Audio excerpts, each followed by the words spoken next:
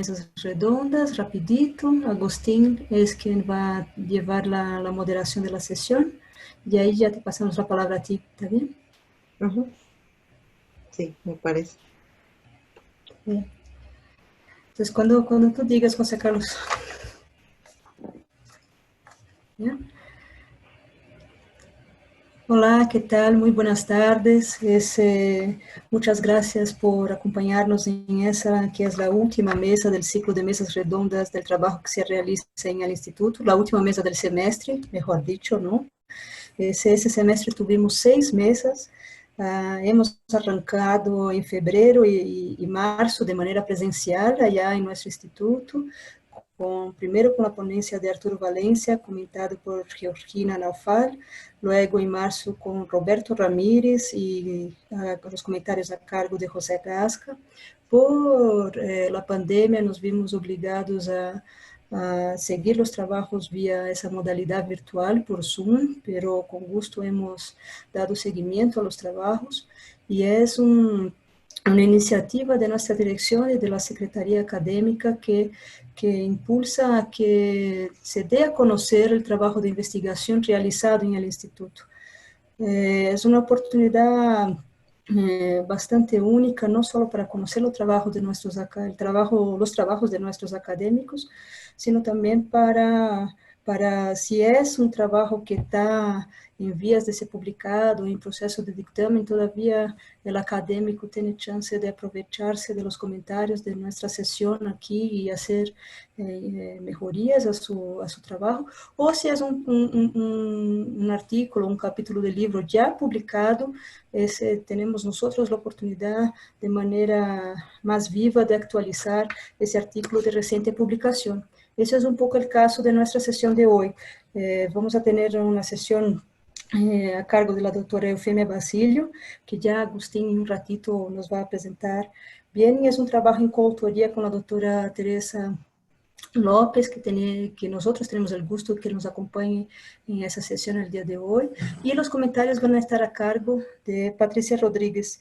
Entonces, el trabajo ya Agustín ya les va a platicar de flujos de capital, estabilidad monetaria, política fiscal procíclica, los casos de Brasil, Chile, Colombia y México. Y yo creo que en ese contexto de contingencia y de pandemia y de pensar cuál es el margen de maniobra que los gobiernos latinoamericanos tienen, cuál es el espacio para ejecución de una política fiscal que pueda mitigar los efectos negativos de esa crisis sanitaria que estamos viviendo. El trabajo de las doctoras Eufemia y Teresa es fundamental, porque justamente está hablando sobre una especie de corsé monetario que de alguna forma condiciona el espacio de política que tenemos o no, ¿no? Entonces, yo creo que la sesión va a ser muy interesante y, sobre todo, de especial relevancia para el contexto que vamos viviendo. Entonces, sin más, le paso la palabra a Agustín. Gracias, Moni.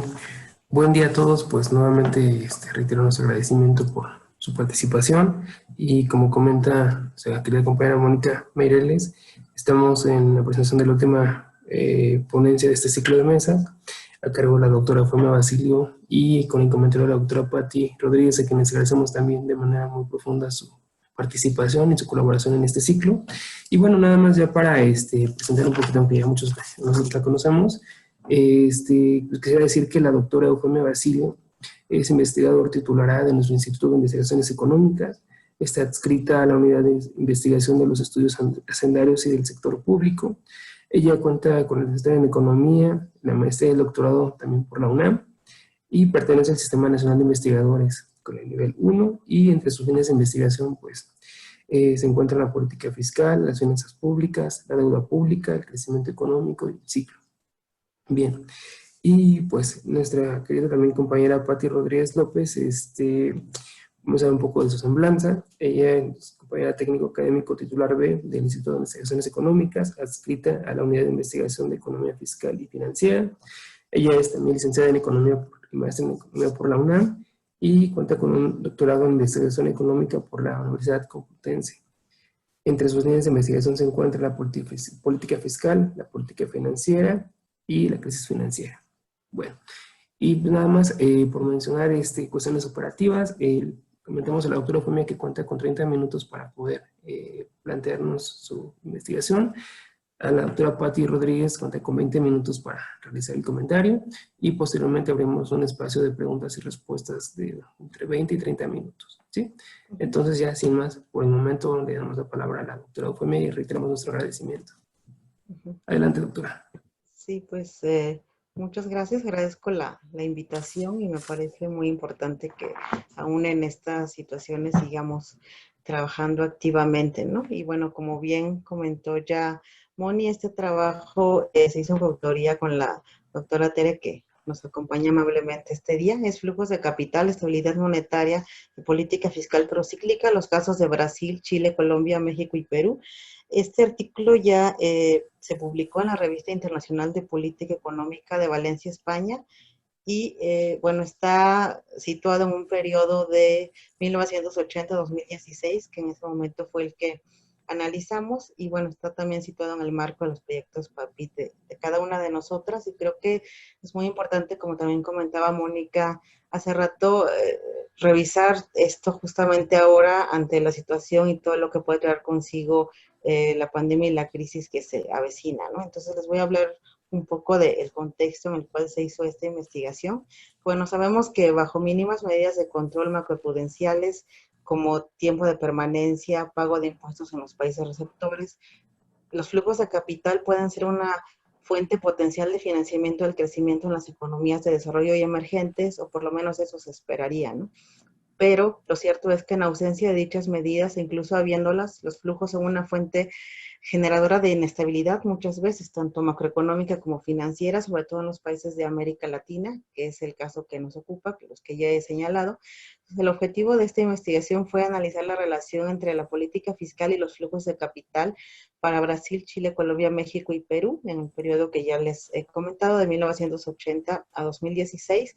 La hipótesis que guía la investigación sostiene que las entradas masivas y súbitas de flujos de capital de corto plazo a las economías que aquí estamos analizando puntualmente obligan muchas de las veces a las autoridades monetarias de estas economías a recurrir a la apreciación, como sabemos, del tipo de cambio real, como contraparte de la estrategia del anclaje del tipo de cambio nominal para cumplir con la meta de inflación, que sabemos que todas estas economías justamente fueron elegidas y analizadas porque están bajo el modelo de metas de inflación, ¿no?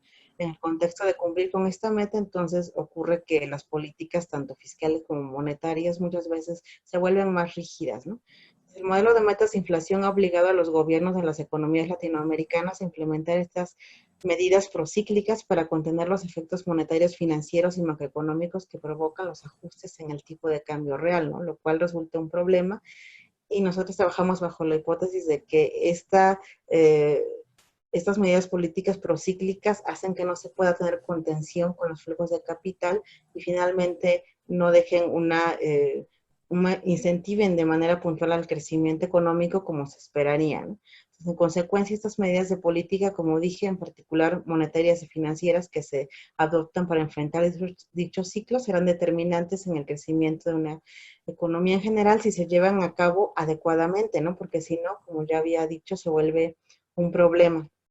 Flujos de capital, bueno, podemos hablar de dos periodos importantes, a raíz de la crisis de la deuda de finales de los 80 y de la crisis que se vivió en gran parte de América Latina y de estas economías en particular, hubo un cese de flujos de capital que vuelve a retornar en el 89, en particular los de corto plazo a la región latinoamericana, ¿no? Esta nueva entrada de flujos en estas economías se pensaría que hubiera resuelto los problemas de insolvencia financiera provocados por la crisis de la deuda externa, ¿no? Pero realmente esto no fue así, ya que las entradas masivas de este tipo de capital generaron otros problemas, como son la apreciación del tipo de cambio de manera brusca, dado que, como también sabemos, y ahorita, bueno, no vamos a entrar mucho en esto por el tiempo, pero el tipo de cambio es el principal mecanismo de transmisión de la inflación en las economías latinoamericanas, lo cual genera efectos monetarios en las exportaciones e importaciones y obliga justamente a esto, ¿no? A hacer esos ajustes fuertes a nivel macroeconómico. Entonces, lejos de lo que se esperaría, lo que trajo consigo fue un gran problema, ¿no? Y esto, como decíamos al inicio, hizo que las medidas fiscales y monetarias se hicieran más estrictas para contener los efectos de la inflación. Recordemos que estamos inmersos en este modelo de metas de inflación que tiene como objetivo primordial evitar que se disparen los precios, ¿no? Entonces, para contener los efectos que genera todo esto, trajo consigo devaluación, depreciación del tipo de cambio y tal. Entonces, las crisis financieras de los 90 en América Latina impactaron de manera fuerte en los flujos de capital, principalmente si hablamos de manera general en México, la crisis del 94-95, lo cual mostró que los flujos de capital de cartera en situaciones de aumento de liquidez y fuerte volatilidad de las tasas de interés complican aún más el proceso de ajuste del tipo de cambio real, ¿no? Debido a que dicho proceso se enfrenta en condiciones de alta fragilidad financiera, que también es una característica de estas economías en América Latina y en países emergentes. Entonces, esto agrava aún más el problema que se puede vivir, ¿no? La entrada masiva y salida de flujos en el tiempo generan realmente graves problemas de asignación, como sabemos, como la generación de burbujas crediticias en sectores de consumo hipotecarios. Y las 5 economías que se están analizando aquí, sabemos que desde la década de los 80 viven estas reformas estructurales tendientes a la liberalización comercial y del sistema financiero, así como la desregulación del marco normativo que rige la participación de la inversión extranjera en el mercado bursátil, y esto justamente genera la reducción o eliminación de la participación del Estado, ¿no? Que sí es un punto importante aquí porque, como bien comentábamos, la política fiscal se torna procíclica, ¿no? Y esto va de la mano con la idea de que el Estado genera inestabilidad, mayor inflación, que hay que bajar la participación de entonces entra a juego con toda esta parte, ¿no? Y el análisis de política fiscal que estamos haciendo aquí con los flujos de capital. Entonces, los gobiernos de estos países justificaron tanto las políticas de ajuste y estabilización como las reformas estructurales que se dan a partir de los 80 en estas economías, bajo el argumento de que estas podrían contribuir a fortalecer las finanzas públicas y a mantener baja la inflación, que, como bien les decía, era como que el objetivo primordial, ¿no? Mantener finanzas públicas sanas e inflación baja, que realmente la evidencia empírica ha dado cuenta que esto no es como que lo idóneo para poder cimentar las bases del crecimiento, ¿no? Pero bueno, eran los preceptos que se estaban manejando en ese momento. Dicha argumentación tiene el sustento teórico en el enfoque macroeconómico convencional, que, como les dije, tiene la idea de que el Estado genera recesión, bajo crecimiento, inflación, que actúa con retardo, etcétera, ¿no? Entonces está bajo esta lógica. Una vez que se agota el efecto de atracción de las reformas estructurales sobre los flujos de capital de corto plazo y después de poder controlar un poco la volatilidad financiera y monetaria provocada por estas crisis que se registran en la segunda década de los 90, en el año 2090 tenemos la entrada de flujos de capital concentrándose en estos países por las perspectivas que se pudieran pensar habría de crecimiento, ¿no? Derivada de esta adoptar de manera rigurosa el modelo de metas de inflación, ¿no? Entonces, esta entrada está asociada a dos factores. Primero, a variaciones de las tasas de interés en los mercados financieros internacionales. En segundo lugar, expectativas positivas sobre el crecimiento estable y sostenido en el largo plazo, que se supondría se alcanzaría bajo este esquema, ¿no? Era lo que se esperaba y eso hacía que hubiera, digamos, previsiones positivas para la entrada de flujos, ¿no? Pero realmente la de instrumentación de la política monetaria a la de metas de inflación, como que acomodándose en las economías latinoamericanas, terminó reproduciendo un círculo vicioso porque la estabilidad del tipo de cambio nominal y el elevado diferencial de tasas de interés atrajo flujos de capitales, es cierto, pero apreciando el tipo de cambio real, lo que requiere a la vez una sobreoferta de reservas internacionales disponibles para intervenir en el mercado cambiario. Entonces, en el momento en que se presentan presiones especulativas en el mercado cambiario, esto se vuelve también un problema, ¿no? En la dinámica de todos estos países. Entonces, bueno, brevemente di el entorno que podemos pensar, que, como les digo, a nivel teórico esto trae muchas implicaciones que por tiempo no mencionaremos, pero lo importante, creo, es revisar la evidencia empírica, ¿no? ¿Qué ocurrió con estas economías para entender cómo ocurrieron en este periodo para todas estas y cómo la política fiscal jugó un papel importante o no? Eso lo veremos con la evidencia empírica. En primer lugar, bueno, en esta gráfica es el comportamiento de los flujos netos de capital y episodios de entrada y salida de capital de 1980 a 2016 para todas las economías. Las líneas azul claro son las entradas, las líneas que tienen barras son las salidas y bueno, la línea azul más fuerte son los flujos netos de capital, ¿no? Como decíamos, los determinantes de salida de capital en América Latina de algún modo iban de la mano con el movimiento de precios internacionales del petróleo posteriores a 2008, a la profundización y modernización de los mercados financieros, a las reformas en los marcos institucionales, también a la mejora en los fundamentales macroeconómicos y perspectivas de mayor crecimiento que se tenían. Decíamos, dada la idea de que este entorno del modelo de metas de inflación implicaba todo este crecimiento, ¿no?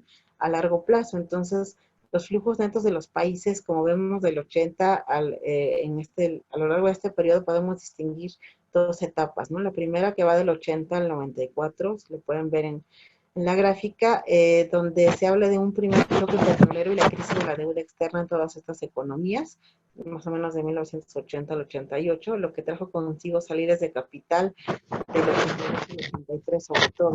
Luego una segunda etapa que va en la gráfica más o menos de 1984 a 1996, donde hay sí entradas de capital del 91 al 93 como resultado de una mayor confianza de los inversionistas extranjeros y la mejora un poco en el riesgo país de estas economías y por las políticas de estabilización que ya decíamos en el antecedente, se pensaba que traería consigo mayor crecimiento a largo plazo, ¿no? Pero vemos que luego de 1995 a 2016 hay de pronto una entrada de capital en 2002, pero después de eso hay salidas, ¿no? Aunque el comportamiento se mantiene irregular del 96 al 2002, hay un pico en 2011, como lo pueden ver en la gráfica, que es de aproximadamente 225 millones de dólares. Entonces vemos que estos episodios de entrada y salida dan cuenta de todo este movimiento, ¿no? Que se da en esta etapa. Cabe resaltar que los episodios de entrada y salida están medidas por la distribución de cuartiles de las tasas de crecimiento de los flujos, con información para esto de flujos de capital, entendiendo que cuando había una entrada de capital hay un choque positivo de flujos, observando en el cuartil superior, y cuando hay una salida, pero cuando hay una entrada de capital hay un choque negativo con esta salida que se ve en el cuartil inferior, ¿no? Entonces, muestra la primera gráfica que, como decía, revisamos en conjunto qué pasaba, ¿no? A nivel país podemos ver que esto, aquí observamos las gráficas de todos los países, pueden observar lo mismo, las entradas y flujos de salida para este periodo. A nivel país fue distinto, ¿no? Los comportamientos fueron distintos. Se resalta que las crisis cambiarias financieras que se vivieron en estos países fueron importantes, sobre todo la de México en el 94-95, como ya mencionábamos. El efecto tequila, aunque solo tuvo el impacto a nivel agregado en el caso de México, impactando significativamente. La crisis, por ejemplo, asiática y la rusa tuvo sí un impacto en en este tipo de economías, como por ejemplo Perú, Colombia y Brasil de manera ligera, ¿no? Entonces, en conjunto no hubo un gran impacto, un gran choque. Entonces, pueden diferir, ¿no? Dependiendo de los casos. Estas dos crisis fueron las que más impactaron a la entrada y salida. Después, en el año 2000, decíamos, se recupera un poco la idea de, bueno, a lo mejor hay esta tendencia positiva de que puede ocurrir un mayor crecimiento y hay entradas de capital por la inversión extranjera directa, sobre todo vinculada al sector extractivo, y por los movimientos de portafolio que también ocurrieron en esa época que afectaron a varios países. Entonces, en general, vemos que las entradas de capital en estos países pueden ocurrir de manera similar, en el sentido de que cuando hay una fase expansiva hay entrada de capital, y cuando hay una fase recesiva hay salida de capital, ¿no? Lo cual nos da una primera idea de la prociclidad de los flujos de capital, ¿no? Antes de finalizar, esto podría exacerbar los ciclos reales y las caídas. La primera evidencia es esta serie de gráficas.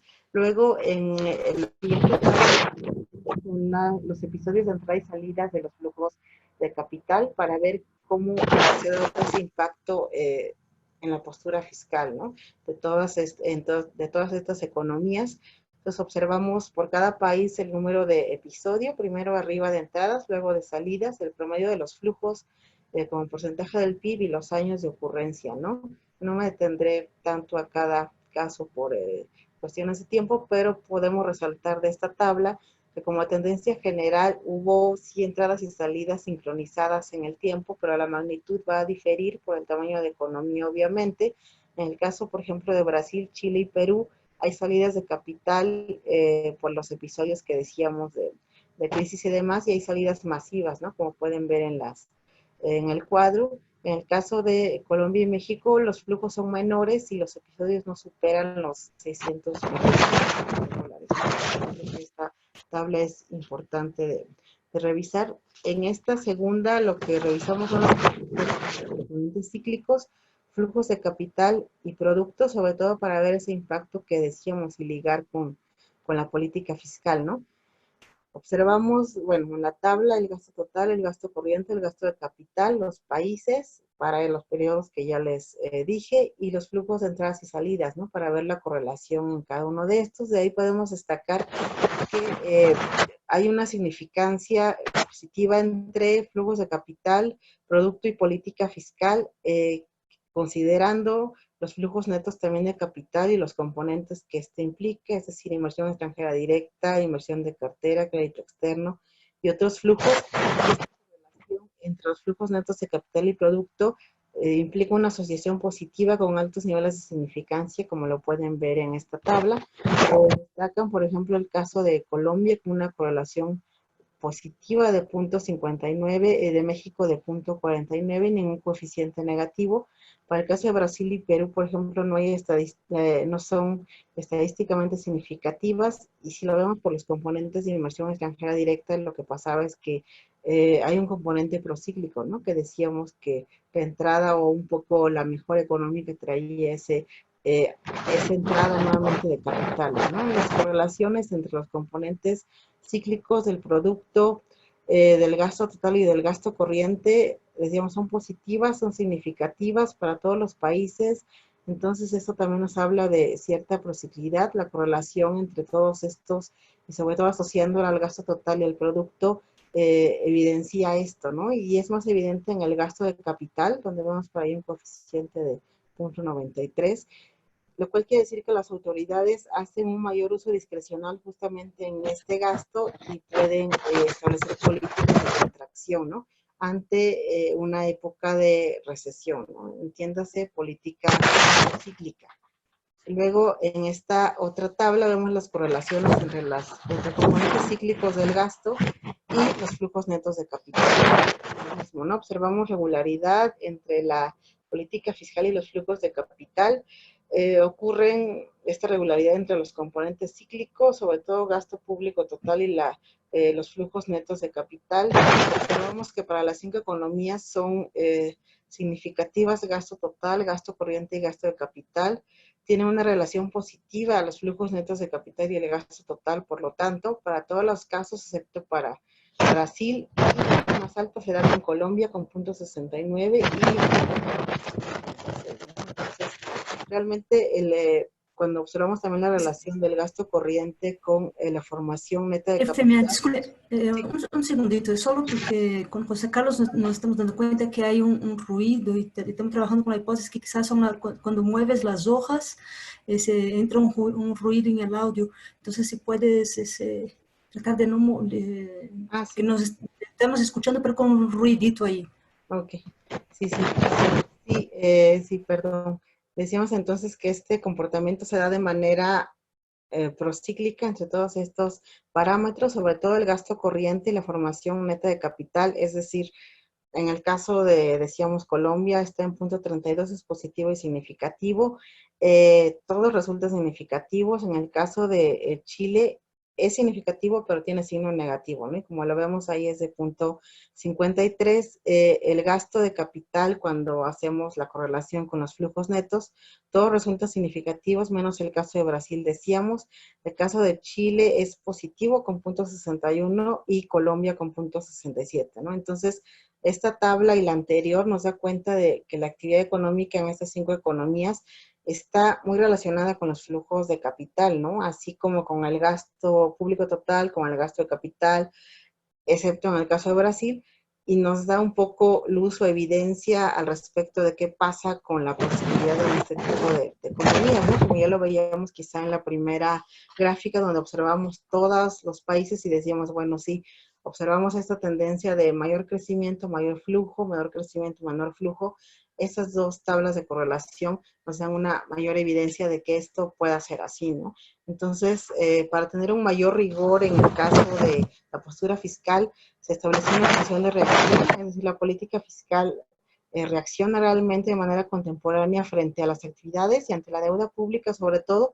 Entonces, establecimos el siguiente modelo que está aquí en la forma reducida para capturar estos efectos, donde está la política fiscal, bueno, se los desgloso, que es la variable de política de país en el periodo T, corresponde al gasto público y todos sus componentes. También tenemos los flujos, que como vemos representan los flujos netos de capital, y los componentes de inversión extranjera directa, y también tenemos la actividad económica, ¿no? Con Y, la deuda rezagada un periodo, y X y T es una matriz de variaciones de control que incluyen los términos de intercambio. Entonces, creemos que esos también afectan de manera importante al comportamiento de los ciclos y de la política fiscal, así como el régimen cambiario, que puede afectar las decisiones fiscales. Sabemos que si el tipo de cambio es fijo flotante, esto va a determinar e impactar de manera importante en este tipo de economías, ¿no?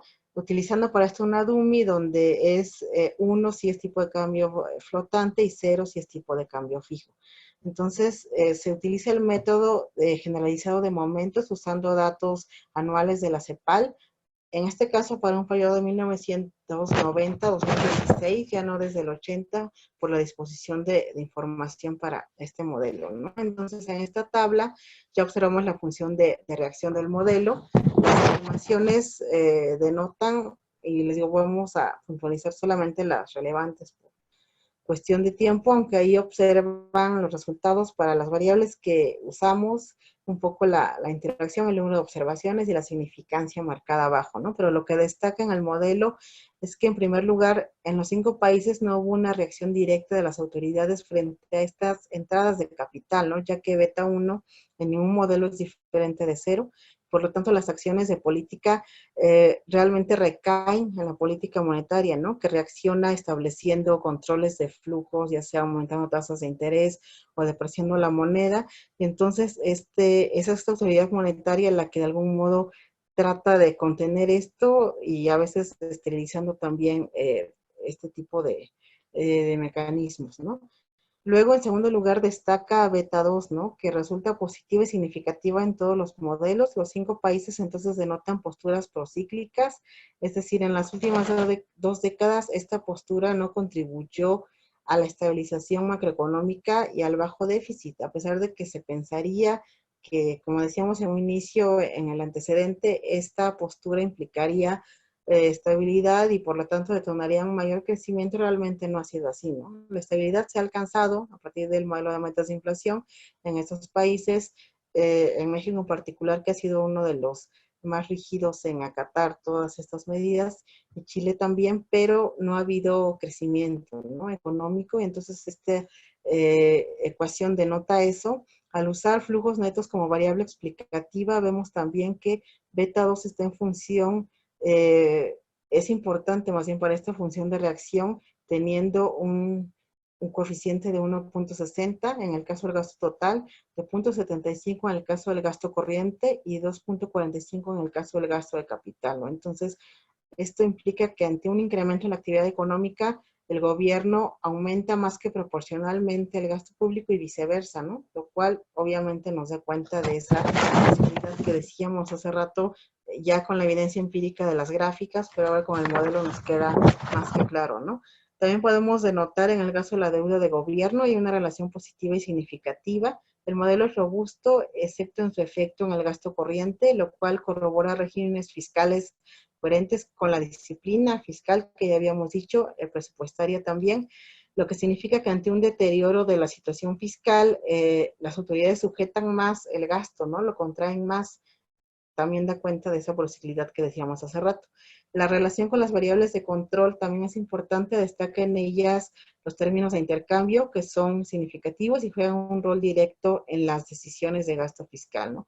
Y bueno, En la cuarta ecuación vemos el coeficiente de régimen cambiario, resulta negativa, que esto hay que destacarlo, significativa sí, y es un papel primordial el que juega este régimen cambiario en la función de reacción, ¿no? Y podemos pensar que, bueno, desde 1990 a 2000, el tipo de cambio flotante se ha adoptado paulatinamente en todas estas economías, y este signo negativo implica justamente la respuesta negativa que conlleva la mayor disciplina fiscal, ¿no? Ante esa caída en el intercepto de la función de reacción del gobierno, y por lo tanto implica que el impacto de la inflación que genera la flotación del tipo de cambio es amortiguado con un manejo más rígido en la contención nuevamente del gasto público, ¿no? Y relevante del texto, porque decíamos, ya tenemos la evidencia de las gráficas, de las correlaciones, pero creo que esto deja más que claro un poco esa relación que hay entre las variables, pero también esa prociclidad, ¿no?, de los flujos de capital. Entonces, bueno, a manera de conclusión podemos destacar varias cosas. En general, las entradas y salidas de capital en las 5 economías están relativamente sincronizadas, como veíamos en las gráficas, aunque el volumen de las mismas va a diferir debido al tamaño de estas medidas por el PIB. En el mismo sentido, podemos concluir que las autoridades de estas economías enfrentaron choques de capital, principalmente mediante medidas monetarias y cambiarias rígidas, como ya decíamos. En las fases recesivas del ciclo, las autoridades adoptaron medidas procíclicas, que también observamos en la evidencia empírica, de reducción del gasto público para compensar de algún modo la caída de ingresos y reducir el déficit de la cuenta corriente. Y en la fase expansiva, cuando empiezan a mejorar las finanzas públicas y se elevan las entradas de capital, las autoridades en general no adoptan medidas fiscales extraordinarias, ¿no?, para poder contener o retener este tipo de flujos. Y realmente eso es lo que desencadena un poco el problema en este tipo de economías. Y si bien las presiones sobre el tipo de cambio real y la inflación fueron enfrentadas con medidas monetario-cambiarias, como ya explicamos, tales como la elevación de la tasa de interés o la intervención esterilizada en el mercado cambiario, las mismas realmente han generado elevados costos fiscales, ¿no?, y elevados déficits, debido a que dicha intervención implica también la emisión de títulos públicos, ¿no? Entonces, en algunos países y en algunas circunstancias, las salidas de capital se enfrentan con medidas fiscales contracíclicas y el balance lo permite, pero el problema aquí es que, como decíamos, situadas en un entorno de metas de inflación, difícilmente se permitirá que un balance se salga de ese nivel de equilibrio, ¿no? Entonces, para el conjunto de estos países, la respuesta de la política fiscal fue procíclica, pero su efecto varió dependiendo del instrumento fiscal que se haya utilizado, del componente de los flujos y de la situación fiscal previa, ¿no? El régimen cambiario adoptado por los países también influye en la respuesta fiscal, ya que se observó que regímenes de flotación favorecen la disciplina fiscal, ¿no?, a lo largo del tiempo. Y bueno, también señalar que entonces esto destaca más la prociclidad tanto de los flujos como de la política fiscal, que implican el problema de no poder retenernos o poner algún tope a la entrada y salida de capitales, que finalmente no va en detrimento del crecimiento, ¿no?, lejos de lo que se podría pensar traerían los flujos de capital, por lo menos en esas economías, en la evidencia que hemos revisado. Y bueno, agradezco su atención. Excelente, muchas gracias, Eufemia. Por un minutito voy a asumir la moderación porque Agustín anda con problemas de conexión. Entonces, quisiera pasarle la palabra a nuestra comentarista, Pati Rodríguez, si puedes abrir tu micrófono, por favor, y tu cámara. Ahí. El micrófono, Pati. Okay. ¿Sí está bien?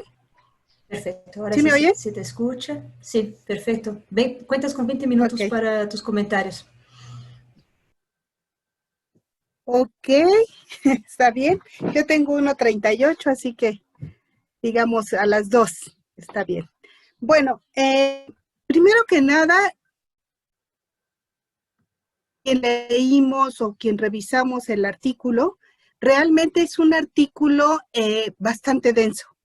Es un artículo que los primeros renglones marca la hipótesis que va a tratar de comprobarse o de rechazarse, digamos, en todo el artículo. Y es cuando comienzas a leer, sientes que es una hipótesis, digamos, muy sencilla. Pero a través de cómo se va leyendo el artículo, se va viendo que como se abordó, realmente logró distintos objetivos. Yo creo que uno de los primeros objetivos de este artículo, que es digamos, completo en términos de los temas que toca. El primer, digamos, aportación de este artículo es la periodización. Bueno, digamos que hay otro primero, antes de este primero, que es el tratar de demostrar cómo el modelo a partir de los años 80 es un modelo económico. ¿Por qué es un modelo económico? ¿Por qué comenzó a tomar fuerza tanto lo financiero y lo monetario a partir de los años 80 hasta llegar a 2016, que son 36 años? Esto ya implica, digamos, ciertos problemas de generalizaciones por el periodo tan largo. Pero también junto con esto, digamos, son 5 países, economías más grandes, más fuertes, que emergentes, que hicieron muchas reformas, que se transformaron en poco tiempo, digamos, a partir de los años 80, pero básicamente de los 90 para acá, donde se cambió su sistema financiero y se, digamos, incrustó en el modelo, en el mundo financiero internacional, y que muchos apostaron por lograr subsanar rezagos anteriores a estos países a partir de ya meterse totalmente en el sector financiero internacional. Entonces, bueno, ahí hay 3 cuestiones importantes. Uno es la periodización tan larga, 36 años. La otra es 5 economías muy grandes, y la otra es explicar todo el modelo financiero que ha, digamos, por el que se ha apostado en los últimos 30 años, 30 y tantos años en América Latina, y que la evaluación, digamos, adelantando un poquito, ha sido que no se lograron obtener los beneficios por las que se apostaron tanto. No se logró en general un crecimiento económico importante, porque hay etapas en este periodo de los 36 años y de estas economías que también crecieron a distintos ritmos, digamos, y que en algunos tuvieron, por el tipo de bienes que importaban, exportaban, y por los precios internacionales que se tomaban, al final de cuentas todos, se logró cierto nivel, digamos, de industrialización, cierto nivel de venta de materias primas, etcétera, con mejores precios. Pero la apuesta fue complicada, la apuesta sobre el control de la inflación como algo importantísimo, digamos que no fue incorrecta ante la experiencia anterior, pero que esta apuesta del control de la inflación de todos los países que trata claramente trata el artículo, pero que fue más generalizado, estuvo en un contexto en donde países como China y los asiáticos entraron al comercio internacional y que lograron también por eso bajar los precios a nivel mundial.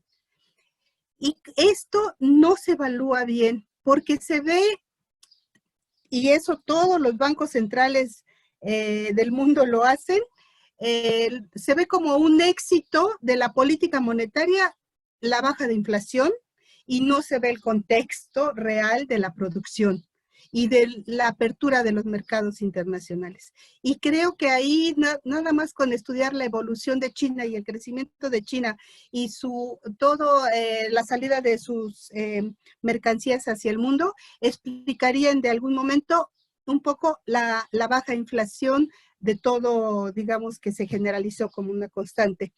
Y se ve entonces como un éxito monetario, un éxito de estos países centrales, de estos bancos centrales que lograron autonomía de distintas formas y que comenzaron a sobreponerse, digamos, a las decisiones de política económica en todos los aspectos, en todos los países, y logrando un poder político también por parte de estos bancos centrales importantísimos.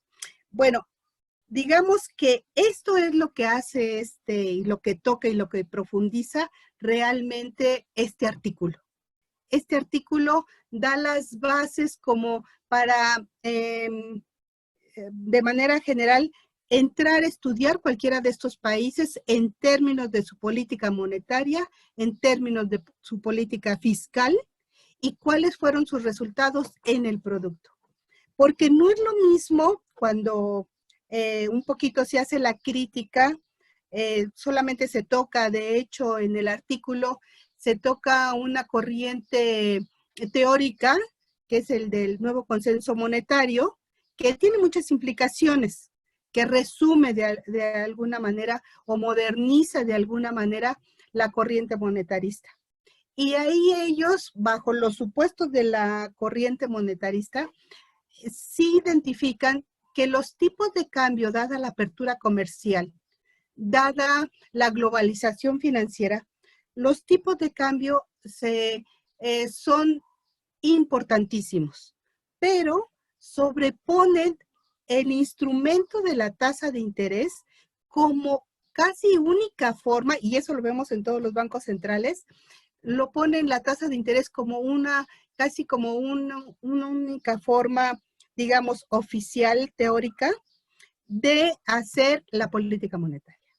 Cuando, el artículo lo muestra muy bien, es el tipo de cambio, casi lo que debemos estar estudiando y visualizando, su determinación, su administración por parte de los bancos centrales para lograr los objetivos. Entonces, bueno, esto digamos como de entrada, ¿no? La otra es, si nosotros tomamos este artículo y hacemos una evaluación de este objetivo. Bueno, son políticas procíclicas en términos de la necesidad de inversiones extranjeras.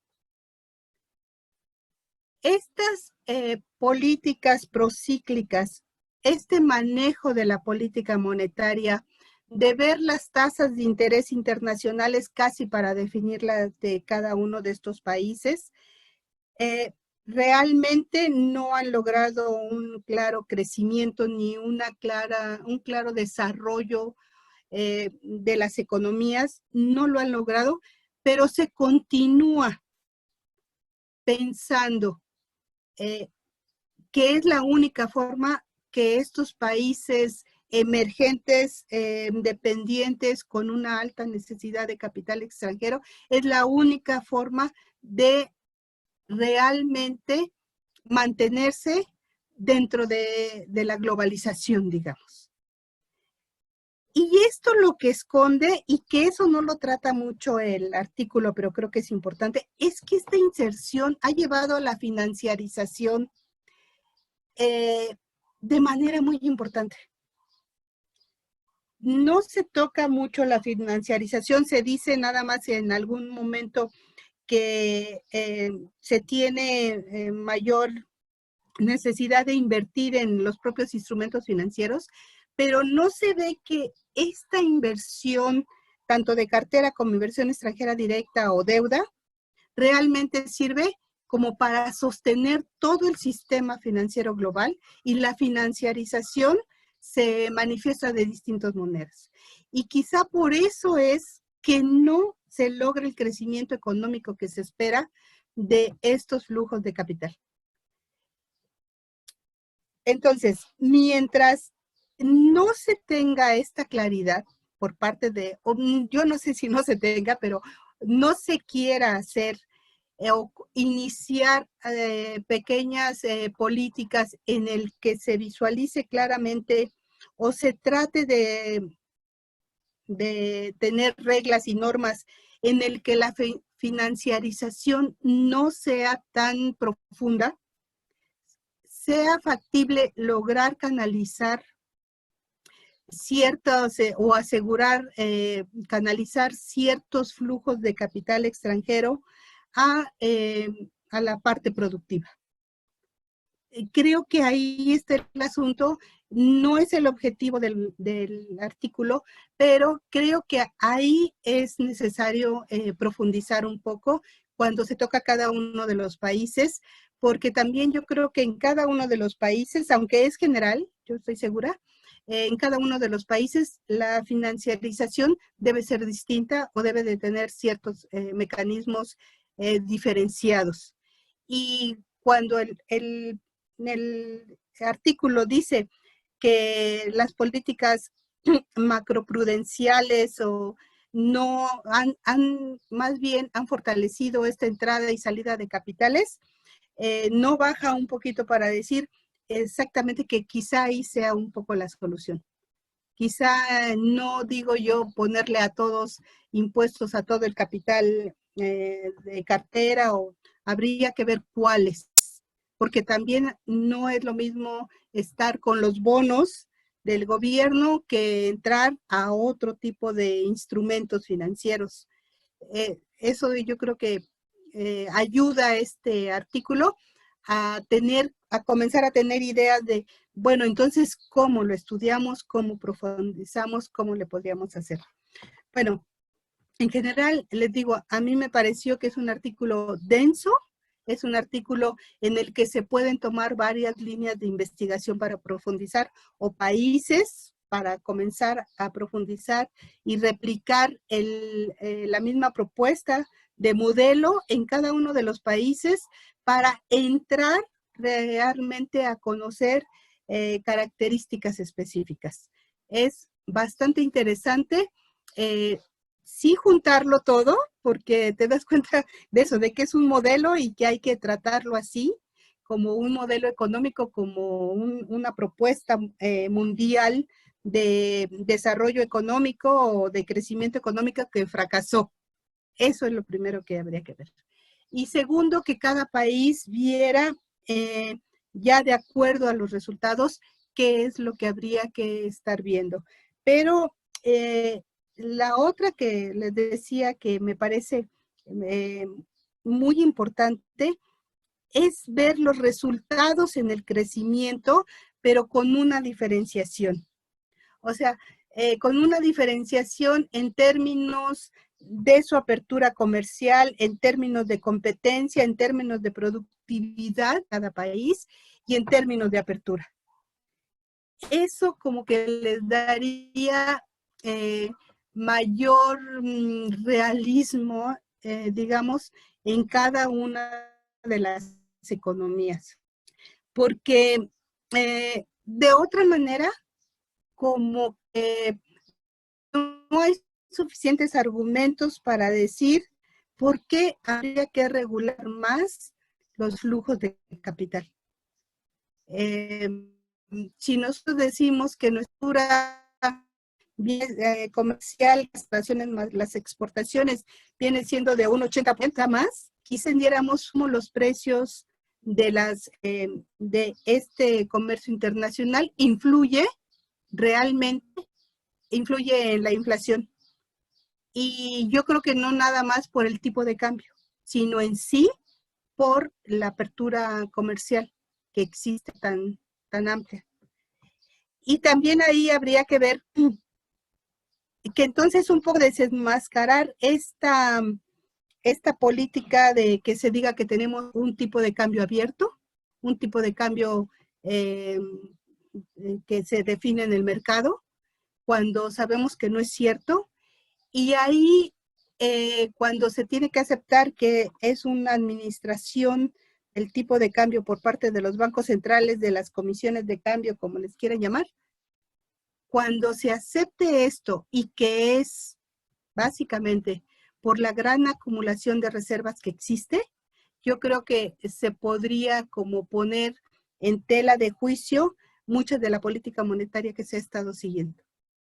Creo que por ahí tendría que profundizarse, y realmente este artículo lleva, como les decía, a tener muchísimo más ideas de investigación y de llegar a ciertos resultados y a ciertas especificidades, digamos, de la política monetaria procíclica de estos países que se comprueba básicamente que esas son la base. Es todas las reformas financieras llevaron a una apertura, llevaron a una dependencia, digamos, de estos tipos de capitales, y su libre movilidad nos trae graves problemas de distintas maneras, pero sobre todo yo creo que en el crecimiento económico. Sobre todo en el crecimiento económico y en esta horrible dependencia que tenemos ahora de saber las tasas de interés mundiales tienen una determinación para las tasas de interés internas y con esto el crecimiento económico, decididamente. Si ellos bajan la tasa de interés, nosotros siempre la tenemos que tener más alta, la bajamos estas tasas de interés y parecería que es correcto, pero entonces tienen una repercusión también en el tipo de cambio y en los flujos de capital. Entonces estamos como en el peor de los mundos realmente, con esta libertad de flujos de inversión extranjera, y yo creo que ahí es donde habría que entrar. Yo creo que ahí es donde habría que tratar. Yo no, como les digo, yo no creo que deba de ser generalizado de poner impuestos a todos los flujos de capital extranjero, pero sí tratar de dirigirlos, de tener políticas de dirección hacia donde nos conviene en términos de tiempo y en términos de sectores, y tratar de bajar un poco la financiarización que al final es lo que nos afecta tantísimo.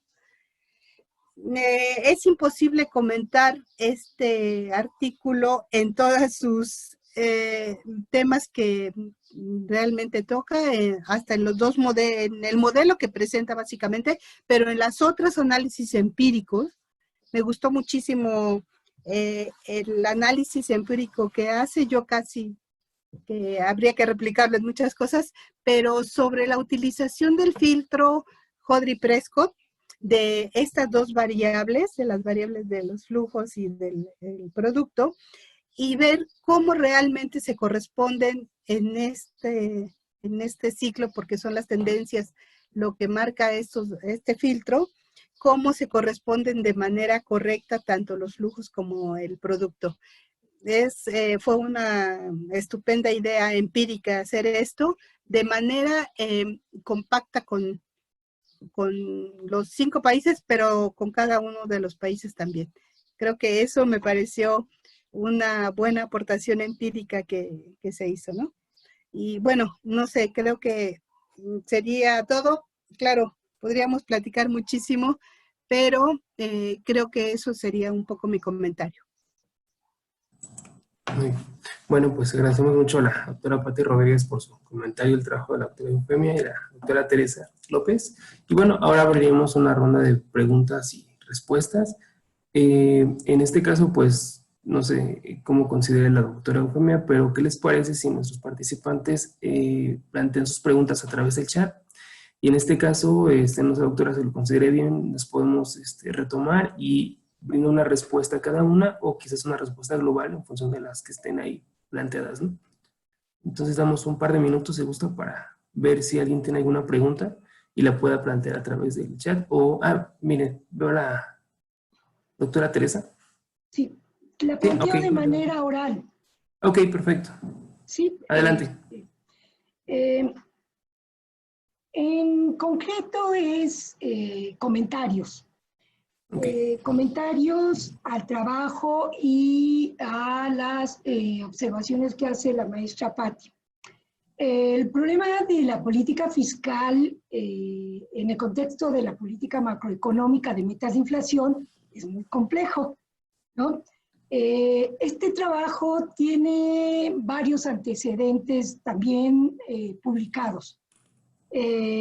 Trabajos, por ejemplo, de impulsos fiscales, ¿no? También con un modelo.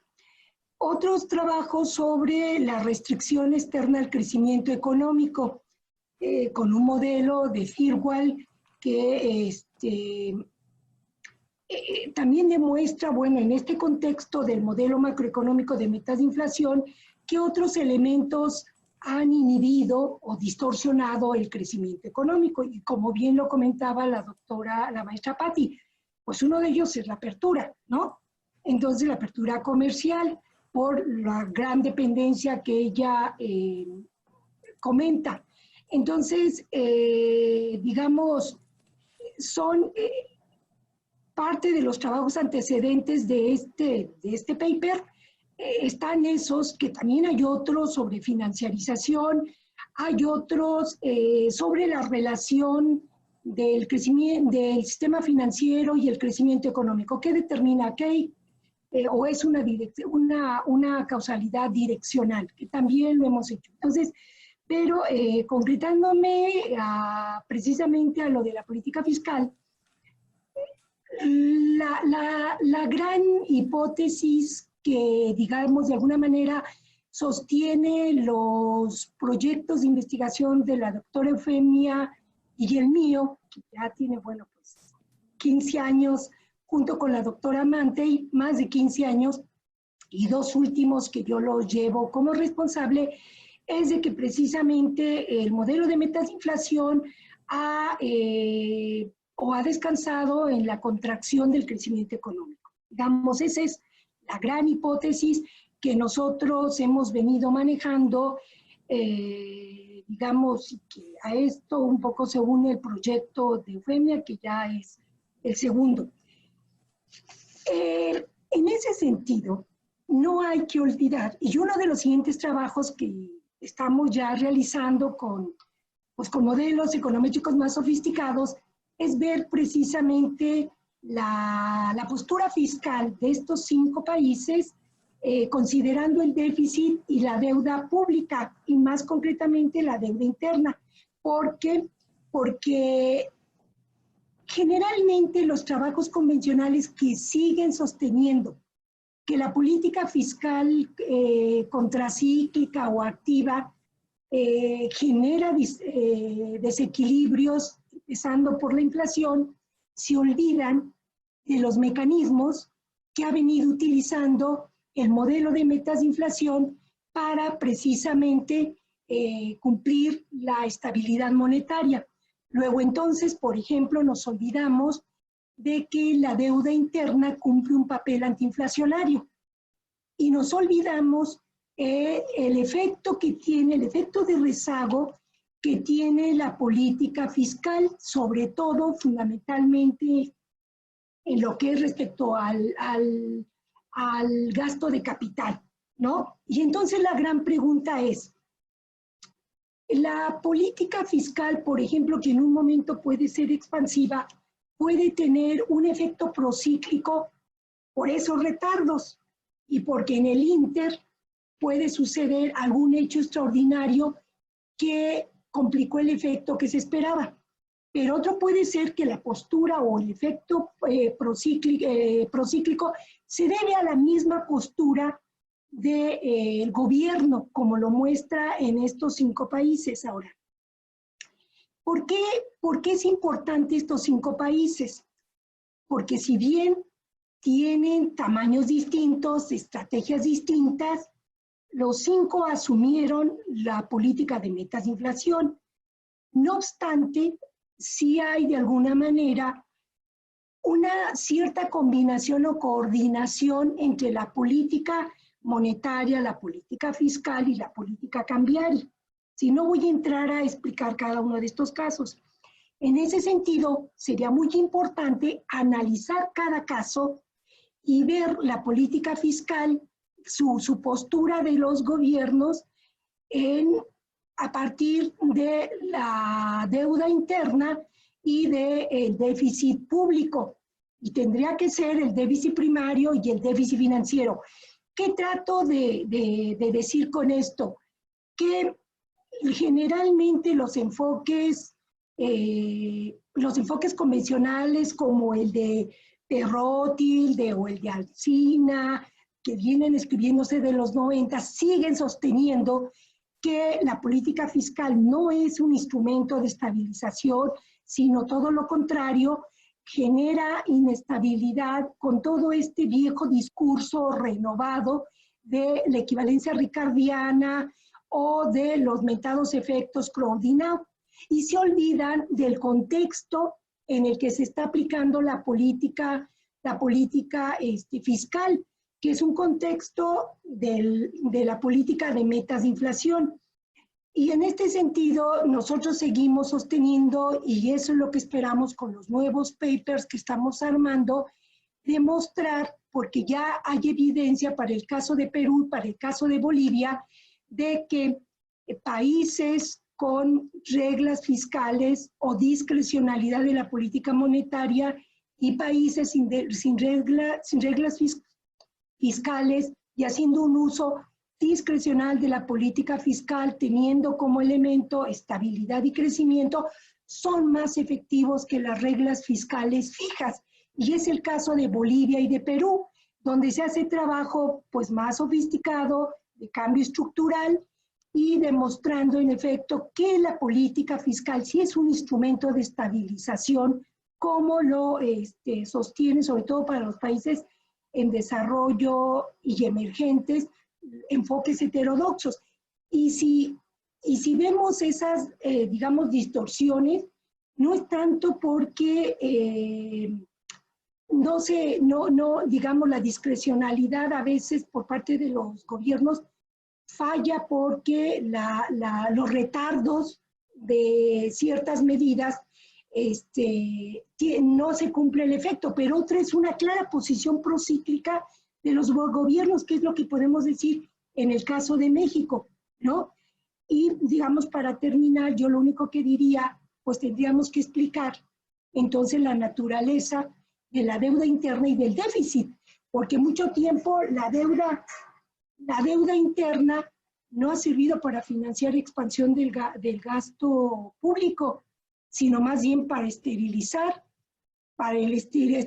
los efectos de los flujos de capital que de alguna manera los propios gobiernos lo atraen. Entonces ahí hay un círculo vicioso que a la hora de explicar los modelos hay que hacerlo. Y creo que en este trabajo sí sería muy importante lo que dice la maestra Patti, de hacer un modelo para cada uno de los países, y yo creo que saldría, por ejemplo, el caso de Perú y el caso de Chile, donde en otros trabajos hemos mostrado que de alguna manera hay cierta combinación o coordinación de política fiscal, monetaria y cambiaria por las propias características de esos países, ¿no? Entonces, en ese sentido, validaría algunas otras hipótesis de otros trabajos si hacemos los trabajos individuales. Pero sí, yo creo que este trabajo pues abrió muchas líneas de investigación. Tan es así que en España, pues sí, les sorprendió cómo se lleva a cabo la política de metas de inflación en el caso de estos países, en el caso de América Latina. Creo que en ese sentido el trabajo abrió líneas de investigación que de algunas nosotros ya las hemos visualizado. Estamos trabajando en esto de posturas fiscales para cada uno de estos países, viendo déficit, viendo deuda y viendo brecha producto potencial, viendo balance estructural, que creo que son otros elementos, ¿no? Que nosotros en algunos trabajos, solo con evidencia empírica o hechos fácticos, hemos de alguna manera mostrado, ¿no? Por ejemplo, el déficit primario, el déficit global con datos de CEPAL, sí difiere bastante, o la deuda interna para cada uno de estos 5 países, la deuda externa, difiere también bastante, que tiene mucho que ver con las características, pero digamos que eso se ha quedado a nivel de hechos fácticos y estamos en ese camino de trabajar de manera más precisa para sostener esta hipótesis de que han sido, por lo menos por el caso de México, una postura explícitamente del gobierno, pues procíclica. Entonces, eso sería. Muchas gracias, doctora Teresa López. Y bueno, miren, hay una pregunta en el chat. ¿Les parece bien si, Moni, te parece exacto. ¿Te parece bien si la doctora le leo la pregunta para que la vaya más o menos visualizando y te doy la palabra para que plantees la otra que puede complementar el argumento? Muy bien. Bueno, doctora Eufemia, mire, Daniel González se pregunta, dada la situación actual donde aparentemente el Banco de México sigue la lógica y al servicio del sistema financiero internacional, ¿es posible que el actual gobierno logre políticamente que la política monetaria actúe al servicio de la política económica en general? Y bueno, pues no sé, mientras, ¿me parece bien si le doy la palabra a Moni para que plantee la pregunta y podamos responder a lo mejor de forma global? Moni, tienes la palabra. Muchas gracias. Mira, primero que nada es felicitar a Eufemia y a la doctora Teresa por el trabajo. Como bien dijo Patti, es un trabajo denso, muy completo, empíricamente fundamentado. Entonces, pero justamente de la lectura te provoca más cuestionamientos para seguir conociendo un poco mejor la realidad de la política monetaria y sus condicionalidades en esos 5 países, ¿no? Entonces, con el afán de entender un poco mejor esa dinámica, yo tengo tres preguntas, ¿no? La primera es relacionando que quizás también una forma de entrar en la discusión de cómo la política monetaria pierde grados de autonomía dado ese esquema de dependencia financiera que ustedes muestran en el texto. Yo me quedé pensando cómo articular la discusión que ustedes arman con toda la discusión sobre jerarquía de monedas, ¿no? Entonces, sabemos que son 5 países latinoamericanos, pero son 5 países latinoamericanos que tienen una presencia comercial y una presencia financiera muy distinta en lo que es el mercado mundial, ¿no? Entonces, quizás, no estoy pensando solo en el peso del comercio, ¿no? Pero por ejemplo, el caso de Brasil, su presencia en lo que son derivados de tipo de cambio es mucho más masiva que el caso peruano, por ejemplo, ¿no? Entonces, si de alguna forma tener títulos denominados en cierta moneda nacional cambia el margen de maniobra o no que cada uno de esos 5 países tiene, ¿no? Entonces, quisiera escucharte un poquitín esa reflexión, ¿no? Y cómo la literatura sobre jerarquía de monedas puede apoyar a esa discusión.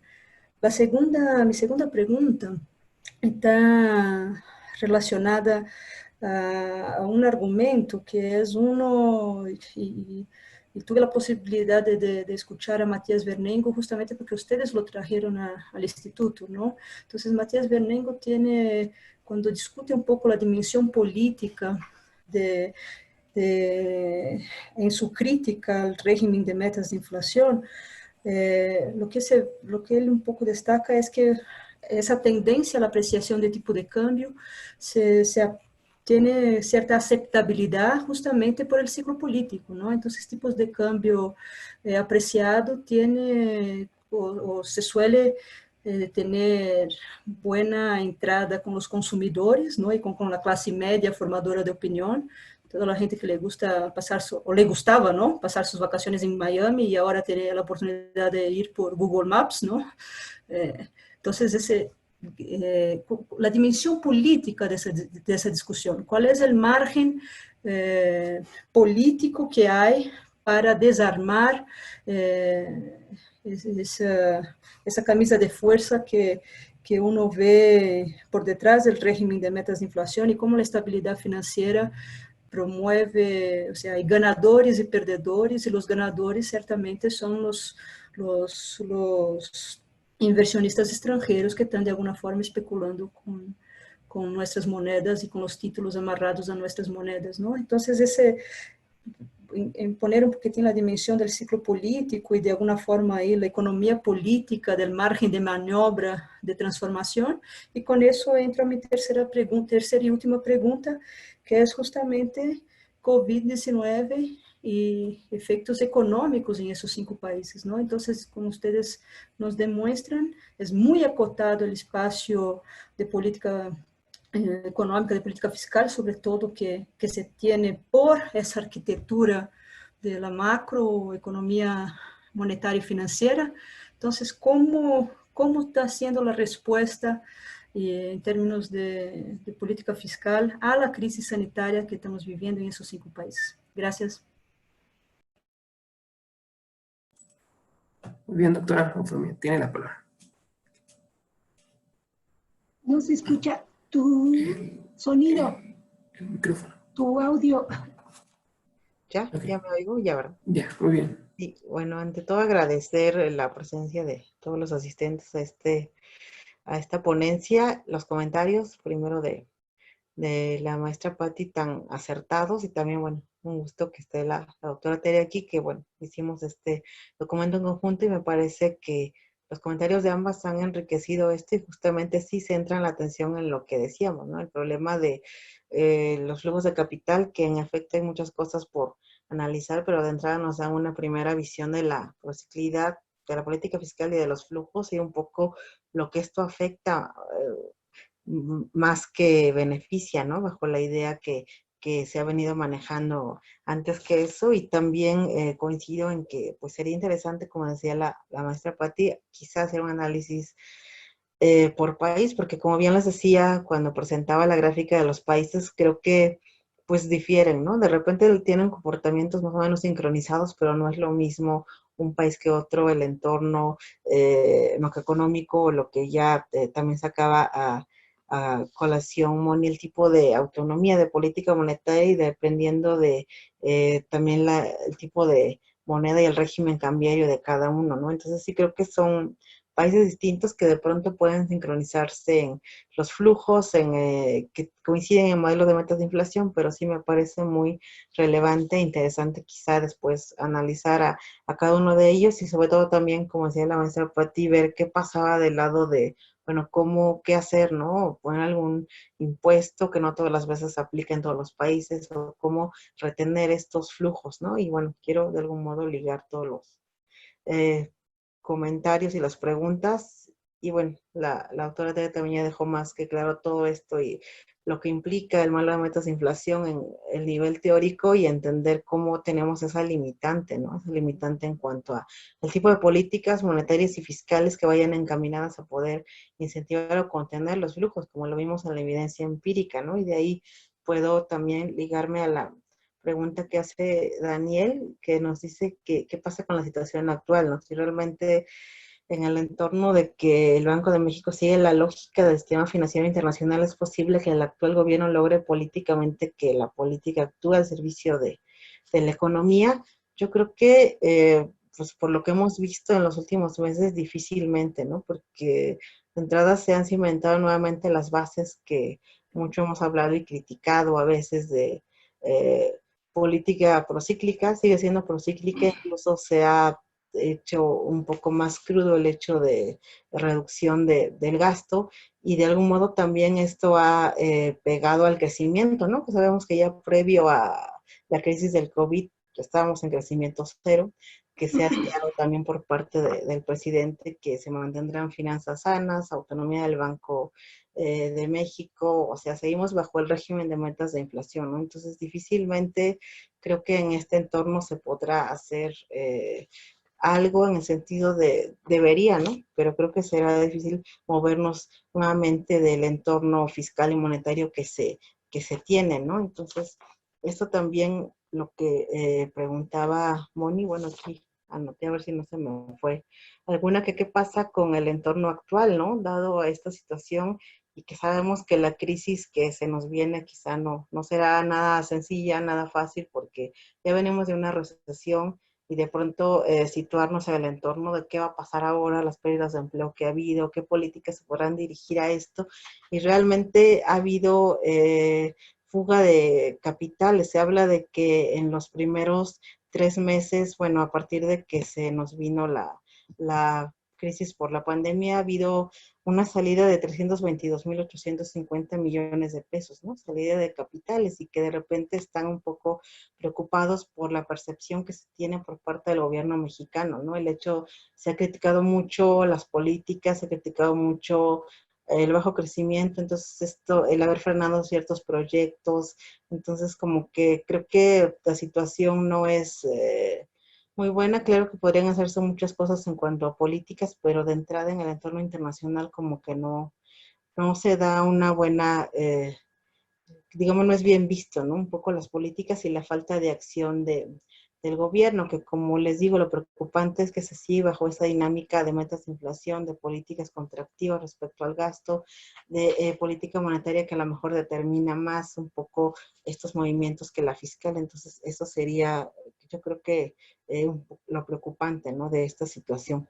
Luego, me preguntaba también, Moni, respecto a sí esta tendencia a la jerarquía de monedas, ¿no?, que yo creo que sí pesa, determina, y es importante también tenerla en cuenta, que quizá junto con lo que comentaba la maestra Patti, analizar más a detenimiento cada una de ellas, porque obviamente eso determina, y el hecho de que las dependencias que haya con ciertos países, en nuestro caso con Estados Unidos, los títulos de moneda, o en el caso de Perú, que es una economía pequeña pero dolarizada, todo eso determina, ¿no?, que a lo mejor ella sacrifica un poco más la inflación y tal. Entonces creo que sí es importante, es determinante, y de repente se puede generalizar en cuanto a la dinámica de los ciclos y de lo que pasaba con los flujos, pero sí tienen particularidades las economías que hacen que tengan más margen o menor margen, ¿no?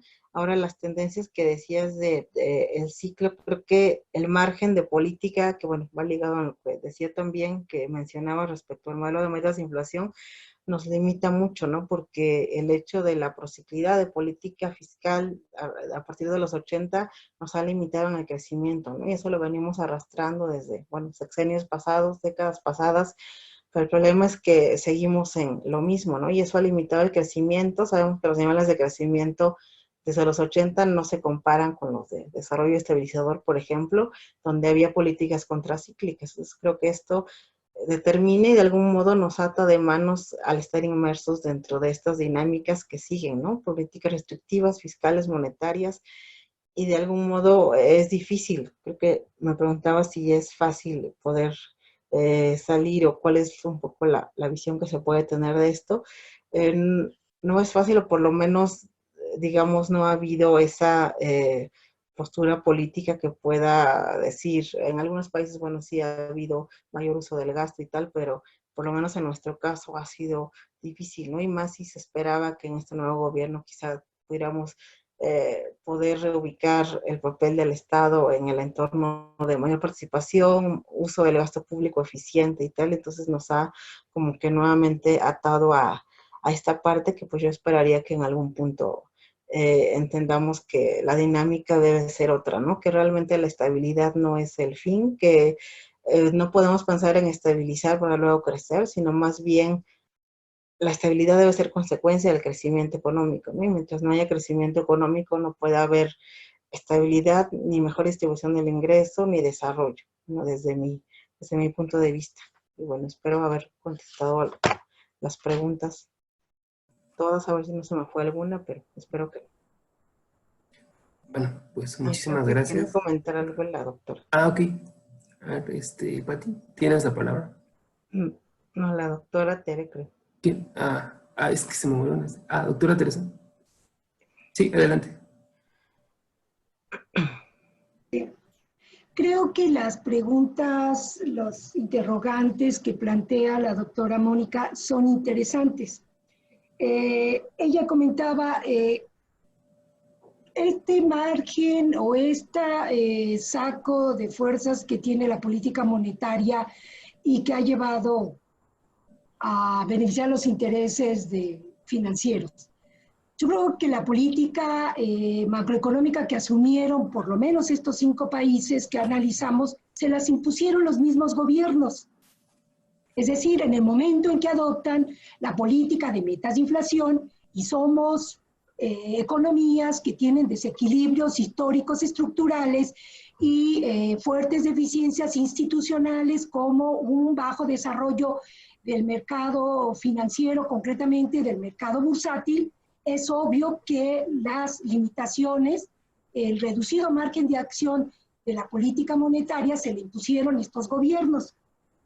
Tan es así que tuvieron que adoptar medidas de esterilización y de apreciación del tipo de cambio, ¿no? Si no, no lo explicarían. O sea, asumieron ese gran costo por las grandes desequilibrios, deficiencias económicas y estructurales. Entonces, siempre que se analiza política de metas de inflación En países en desarrollo y emergentes debe partirse de las características estructurales, económicas e institucionales. Entonces, si no partimos de ahí, la discusión es vacía.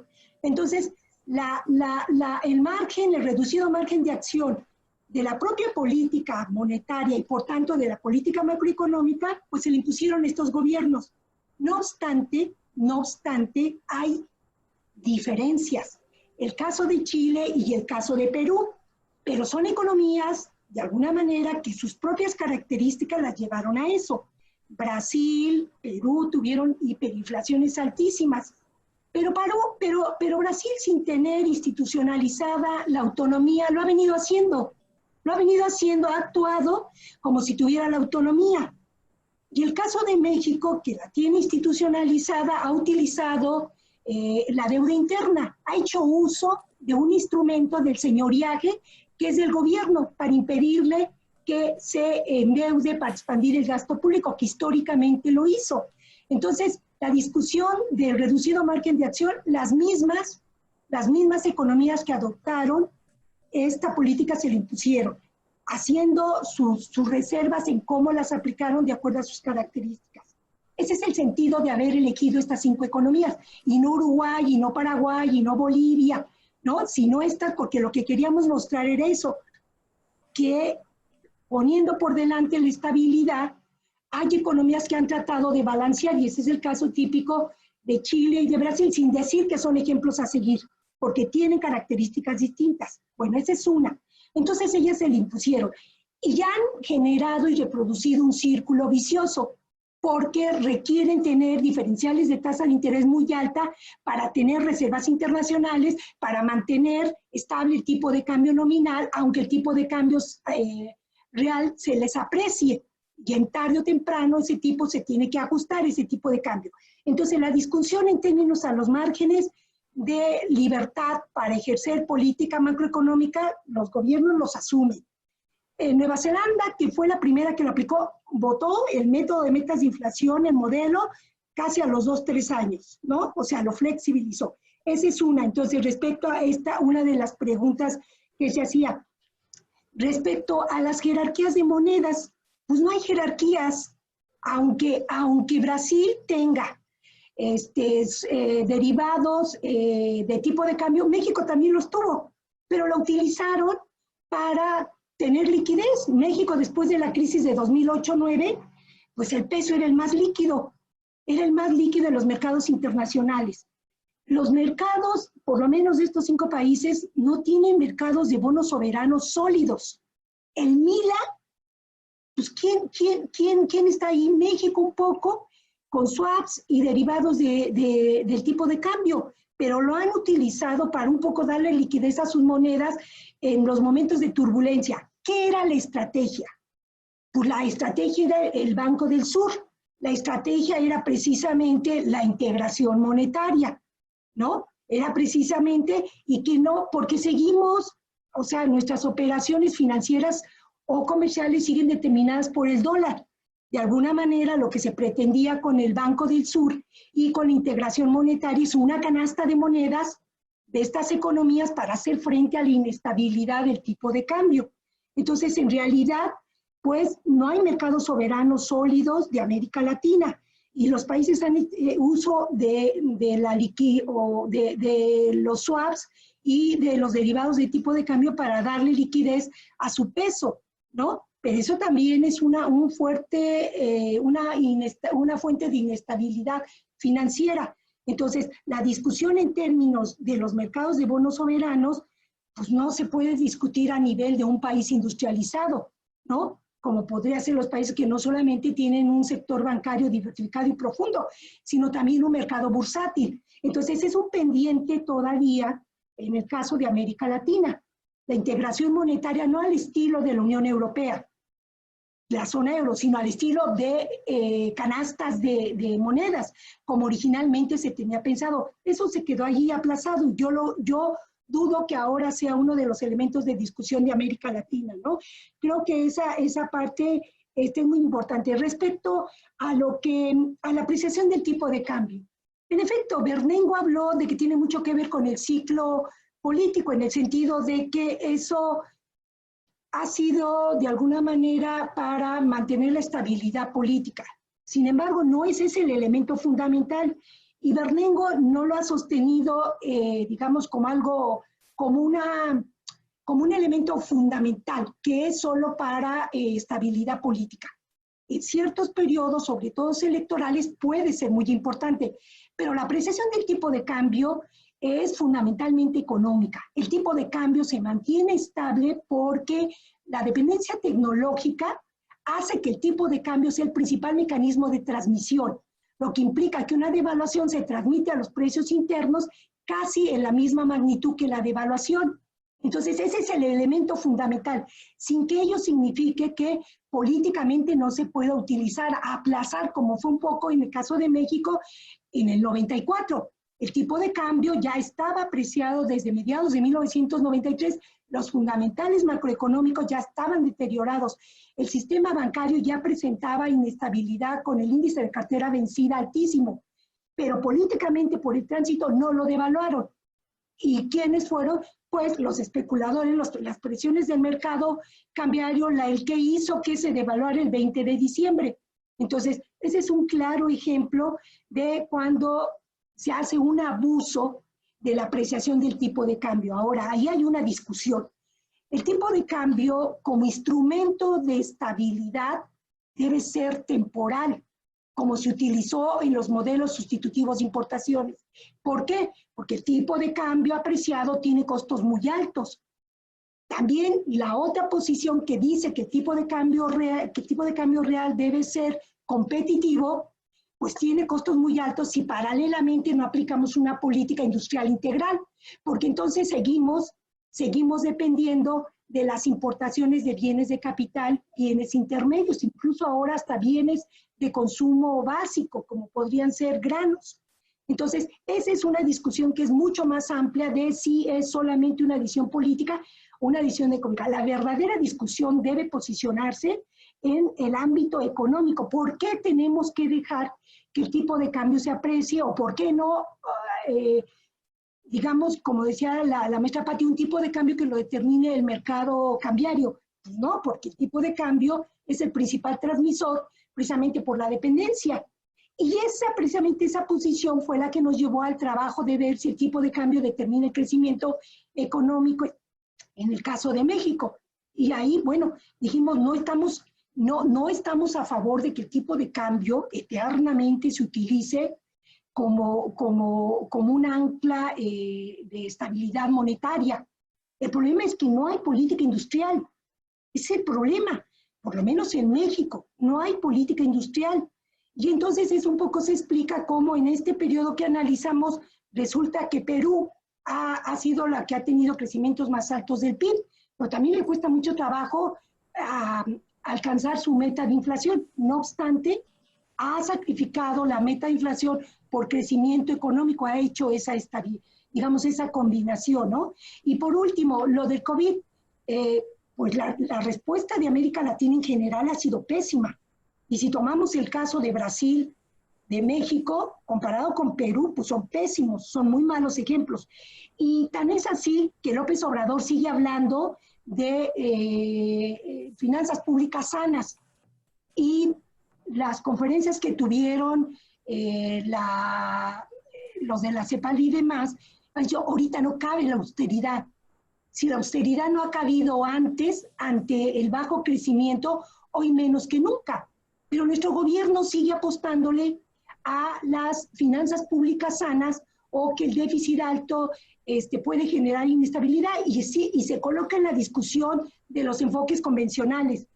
¿Cuál es la medida de un déficit sostenible? ¿Un 2% como proporción de PIB cuando tienes crecimiento cero o cuando se avisora un crecimiento negativo?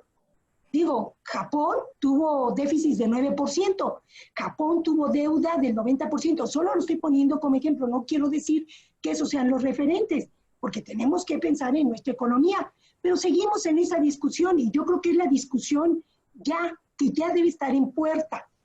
Discutir en términos de finanzas públicas sanas o deuda pública no, estamos mal.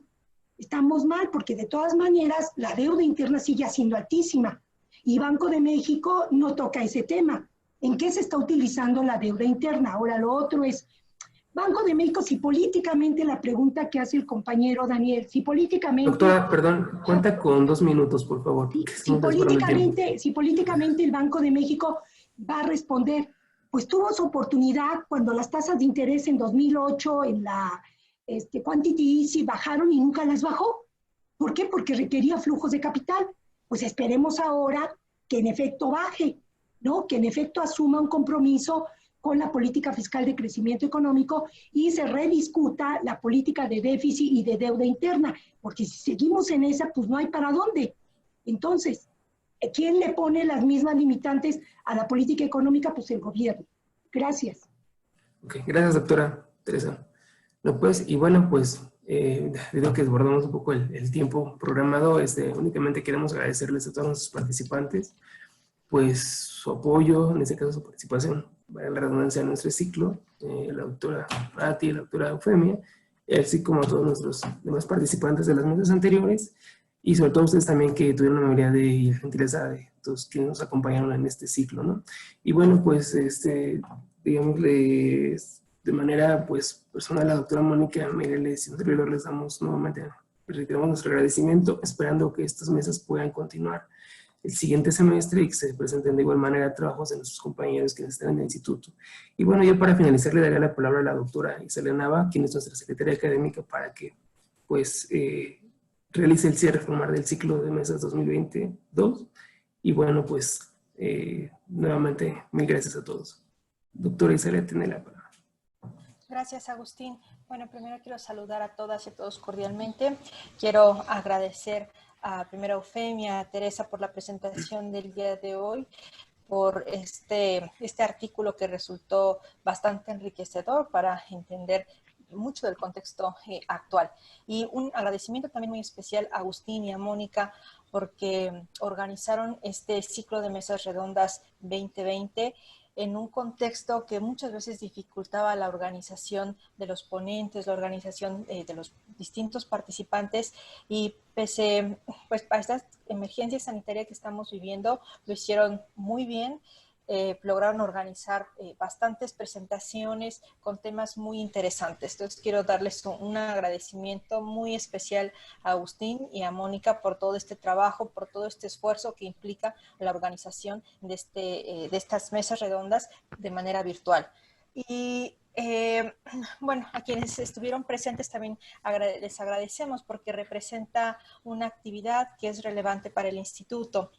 El objetivo es compartir parte de la investigación que se realiza en el instituto, pero sobre todo nos interesa mucho que quienes están participando puedan llevarse una serie de recomendaciones, de comentarios, de sugerencias en términos de ampliar las líneas de investigación, de poder seguir trabajando en la investigación y sobre todo que tengan la retroalimentación de gente con experiencia. En este caso, el caso Patti creo que hizo muy buenas recomendaciones. Las participaciones también fueron, me parece que muy alentadoras y van a permitir abrir futuras líneas de investigación tanto a Eufemia como a la doctora Teresa. Entonces, por todo eso les quiero agradecer a todas las personas que estuvieron presentes, que han estado presentes en estos ciclos de mesas redondas 2020 de manera virtual. Y bueno, solo para terminar, pues daría por concluido este ciclo de mesas redondas el 18 de junio de 2020 a las 2:37. Agradecemos su presencia y esperamos que puedan acompañarnos